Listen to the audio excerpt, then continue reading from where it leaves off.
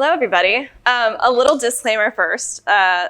You'll see a bunch of pictures of like my work and the work I do with like Indigenous communities and all that stuff. I'm not necessarily speaking to whatever's happening behind me, but it is just like context and images to just kind of create, you know, a better picture. Exactly, keeping it vibrant. So I do want to first introduce myself. I'm Maria Jose Currie, and at my core, I am an artist. It's how I always identified myself going back to like 6th grade. And life has moved me and changed me, flowed with it, and then adapted to what I needed to be in the moment.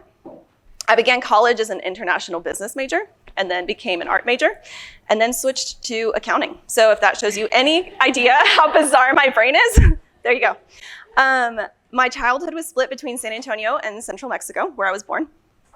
And that's an experience that I'm super grateful for. I think being able to function in both cultures, just it added a lot to my life, and still does, obviously. This is how I spend my time. So it did create a strange sense of not belonging fully to either for a while. But it did allow me to express my identity however I wanted to, and I didn't have to abide by any particular cultural norms. I could claim either culture when it suited me, or when it allowed me to get away with things. So my long hair, which I've had, Marlene can attest to this, forever, was actually started as like a rebellion against my dad, whose family was very prim and proper, always had very short hair. All the women in my family have short hair. And I was like, no. And so in that case, it was like an act of rebellion against that. Against my stuffy family culture from that one side of the family. Playing sports was how I showed the finger to Mexican machismo. And then working 2 jobs through high school is how I rebelled against my familial patriarchy. Conversely, my long hair was how I expressed my Latinidad here. Playing sports is how I rebelled against the good girl culture here. I was the only girl on my soccer team starting in 7th grade all the way through high school. And then working 2 jobs is how I separated myself from those in school who just seemed to have it all. So it just kind of, depending on where I found myself and how I was trying to express myself, is how I pulled these things into my life. So I could make it whatever I wanted it to be. And often my methods did serve a dual purpose. At least that's one way that I framed it in order to not admit that I was really just disappointing a bunch of people. So I became intimately familiar with tension. Again, those that know me, Holly, know that I love a good, hard discussion. So I do credit my upbringing for my adaptability and my desire to do unfamiliar things or to push into hard things, and even developed a sincere love for conflict. So I do love this month's topic. I mean, I typically dress very vibrantly and my house is very colorful. So I relate to vibrant. It's a word that I do love. But let's look at the definition for a moment. So in regards to color, it can be defined as bright and striking. Like I said, my wardrobe, my home, and I love a bold and flamboyant detail. Like, these things are striking. Regarding emotion, you can be absolutely vibrant with anger. It denotes a sense of intensity here, right? So not just angry, but like vibrantly angry. If you know me well enough, or just follow me on socials really, then you know that my most felt emotion is anger. It's rage. It is the most accessible to me and often always present.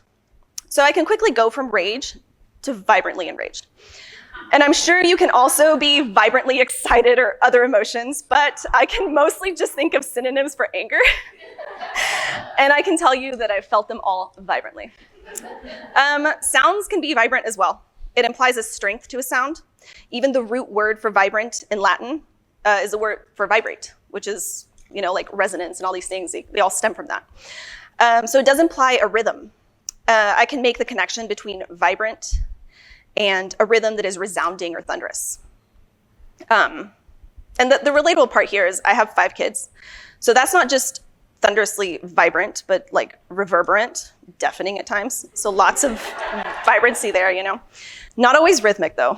It's just kind of chaotic. In regards to an environment or to life, a place can be vibrant. This is a vibrant room. It can be oozing with life, excitement, possibility, energy, all these things. Some of my favorite synonyms that I did come across when thinking through vibrancy were full-bodied, striking, echoing, strong, full of life. Opposites, listless, dull, spiritless, lethargic, lazy. Okay. I just wanted to make sure that we were on the same page when talking about vibrancy first, because what I really want to talk about is contrast. What? Don't worry, it does all tie together. Okay, so I don't think we can fully appreciate vibrancy, life, striking colors, a painting full of energy, a reverberating melody, if it weren't for the ability to contrast against something. The danger here is to simplify this into a comparison of opposites, which it isn't. This is a quote from John Dewey. Man's own life is affected by the rhythm of waking and sleeping, hungering and satiety, work and rest. So here he's talking about rhythm. I want to replace the word life in his statement with the word vibrancy. Man's own vibrancy is affected by the rhythm of waking and sleeping, hungering and satiety, work and rest. We cannot be vibrant all the time. We would lose the appreciation for it in general. But life is full of cycles, rhythms, contrasts. So be free to be whatever rhythm you currently find yourself in, no matter how vibrant or seemingly dull it is. I'm going to jump into a little bit of a story from Mexico that you'll find a lot of contrast in, so just follow along real quick. So I was born in a small town in the state of Hidalgo. It's called Tulancingo. Most people have never even heard of it. It's at the foothills where rich farmland begins and ranching land. And growing up, we would take day trips into the small mountain towns all the time. It was like our favorite weekend activity to do. One of them that we visited frequently is called Tenango de Doria. And this town is where the most famous Otomi Tenangos are. I'm sure you all have seen them, heard of them. It's Mexico's most iconic embroidery design. I grew up admiring them and how striking they were. The stitches just seemed to come up off the fabric like little sculptures. Sometime around 2008, I found myself walking through a fair in my hometown. The streets were just lined with colorful booths. I mean, everywhere. Filled to the brim with toys, with food, flowers. Every vendor is like trying to get your attention, like, you know, trying to get you to walk over and taste or smell or touch the things. And there were carnival rides all down the main street, whirling, clinking, held together by some kind of ancient engineering magic and a prayer. And then the kids are running around, right? Like, it's just like scenes of chaos. Kids are running around excitedly. The smell of I can conjure it. The smell of freshly boiled corn for esquites and the churro guy in the corner, oh my God. Like those smells together, ugh. All in all, it's an absolute assault on all of your senses. And it's really only welcome to those that actually know how to navigate those scenes, let me tell you. And I remember I left my grandmother at a store because she was gonna buy fabric or something. She was always sewing. And I was like, okay, cool, I'm just gonna venture into the market. So I willingly subjected myself to the chaos by pushing further into this tumultuous energy. I ended up in front of the main church. And it's a pale pink church, like Cantera stone. And I mean, it's been there for probably 200 years, but I had never really noticed it. And it's just a very simple, there's no crazy facade on it, like a lot of these churches in Mexico. But it struck me because it didn't seem to fit, especially next to this rainbow of tarps, right? The balloons, the carnival rides, it just was there. I had seen it so many times, but this time it made me stop. And then I saw that the courtyard next to it was open. It's typically closed during the day, but this was open, and there were a few tables set up inside.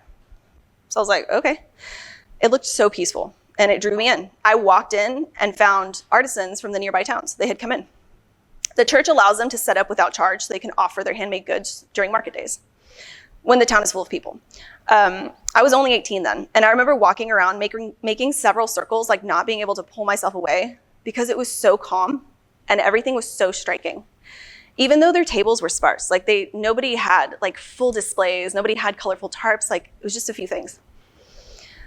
There was a blouse hanging, I can still see it, on the first table on the right.